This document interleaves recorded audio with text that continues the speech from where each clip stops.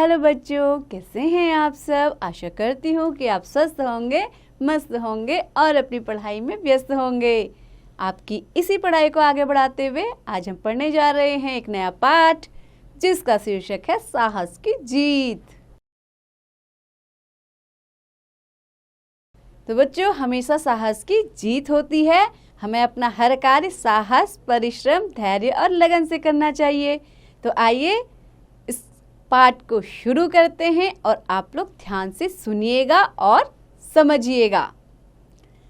विलक्षण प्रतिभा से संपन्न विल्मा क्लेडियन रुडोल्फ एक ऐसा व्यक्तित्व है जिन्होंने यह सिद्ध कर दिया कि शारीरिक अपंगता उन्नति और विकास के मार्ग में बाधक नहीं है, बल्कि निराशा उन्नति का मार्ग बंद कर देती है। जब व्यक्ति साहस, परिश्रम, धैर्य तथा लगन से किसी कार्य को करने का संकल्प लेता है तो सफलता उसके कदम चूमती है।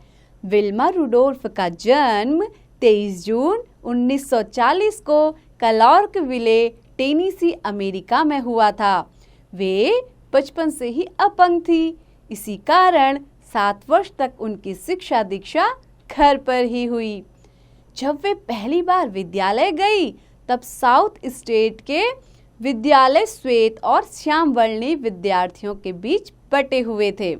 दोनों प्रकार के विद्यालयों में समान शुल्क देना पड़ता था, परंतु श्याम वर्णीय विद्यालय में सुविधाओं का बहुत अभाव था।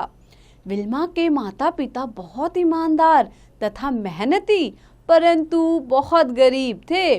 विल्मा के पिता सामान ढोने का काम करते थे तथा माँ गोरे लोगों के यहाँ खाना बनाने, कपड़े धोने तथा सफाई का कार्य करती थी। विल्मा के जन्म के समय रंग भेद की नीति बहुत जोरों पर थी। बच्चों, रंग भेद यानी कि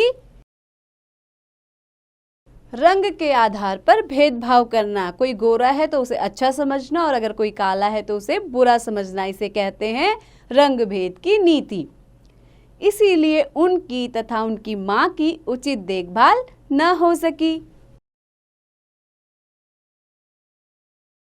इसके परिणाम स्वरूप विल्मा चेचक, गलगंड, निमोनिया तथा लाल बुखार, जिसे स्कारलेट ज्वर भी कहते हैं, जैसी भयंकर बीमारियों से ग्रस्त हो गई। श्रीमती रुडोल्फ ने विल्मा को अनेक चिकित्सकों को दिखाया। उन्होंने बताया कि विल्मा को पोलिया हो गया है और अब वह कभी नहीं चल पाएगी। इससे विल्मा के माता पिता को गहरा आघात लगा, परंतु उन्होंने हार नहीं मानी और वे विल्मा को 50 मील दूर एक अस्पताल लेकर गए। वहाँ उन्हें धातु से बनी टांग के सहारे चलना सिखाया गया। डॉक्टर ने श्रीमती रुडोल्फ को उनकी देखभाल तथा मालिश करने के तरीके भी सिखाए।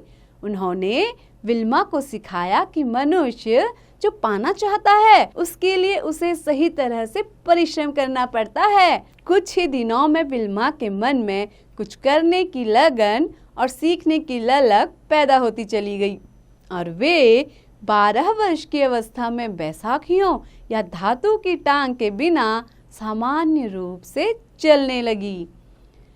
ऐसा संभव हुआ श्रीमती रुडोल्फ के अथक परिश्रम और विल्मा की प्रबल चेष्टा के कारण। इसके बाद विल्मा ने कभी पीछे मुड़कर नहीं देखा। वे अपनी बहन योलांडा की तरह बास्केटबॉल की टीम में शामिल हो गई। उनकी खेल प्रतिभा को देखकर हाई स्कूल की परीक्षा पास करने के उपरांत उन्हें टेनिस की ओर से छात्रवृत्ति प्रदान की गई। छात्रवृत्ति मतलब स्कॉलरशिप। तत्पश्चात विल्मा ने अपनी पढ़ाई को 1 वर्ष के लिए रोक दिया और अपना पूरा ध्यान अंतर्राष्ट्रीय स्तर के खेलों में लगा दिया। सारी बाधाओं को पीछे छोड़ते हुए विल्मा ने अपनी टीम को स्टेट चैंपियन का दर्जा दिलवाया। जब वे केवल 16 वर्ष की थी तो उन्हें ओलंपिक खेल 1956 में कांस्य पदक पुरस्कार प्राप्त हुआ। उसके बाद सन 1960 में वे पहली अमेरिकन महिला बनी जिन्होंने ओलंपिक खेल में 3 स्वर्ण पदक जीते। इतना ही नहीं, उन्होंने एक समारोह आयोजित करवाया जिसमें रंग भेद के विरुद्ध लड़ने का निर्णय लिया।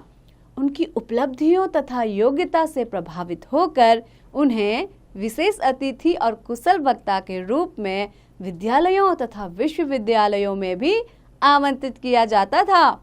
सन 1967 में अमेरिका के उपराष्ट्रपति ह्यूबर्ट हम्फ्री ने विल्मा को ऑपरेशन चैंप में भाग लेने के लिए बुलाया। विल्मा ने विल्मा रुडोल्फ फाउंडेशन नाम की एक संस्था भी खोली जिसमें विभिन्न प्रकार के खेलों का मुफ्त प्रशिक्षण, पढ़ाई लिखाई एवं अन्य सुविधाएं दी जाती हैं। सन 1977 में इन्होंने आत्मकथा लिखी जिसका शीर्षक था विल्मा। इसी आत्मकथा पर एक फिल्म भी बनी। विल्मा का जीवन अत्यंत प्रेरक है। उन्होंने यह सिद्ध कर दिया कि प्रयत्न एवं परिश्रम के द्वारा अक्षम होते हुए भी व्यक्ति सक्षम हो सकता है। 54 वर्ष की आयु तक अपने जीवन को समृद्धि के शिखर पर पहुंचाकर यह विश्व प्रसिद्ध महिला 12 नवंबर 1994 को सदा के लिए सो गई। तो बच्चों, कैसी लगी आपको ये कहानी?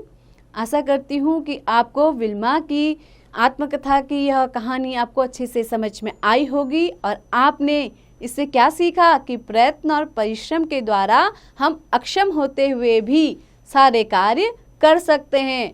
हमें अपने आत्मविश्वास को बनाए रखना चाहिए। तो बच्चों, ऐसे ही पढ़ते रहिए, आगे बढ़ते रहिए और हाँ, अभ्यास भी जरूर कीजिए।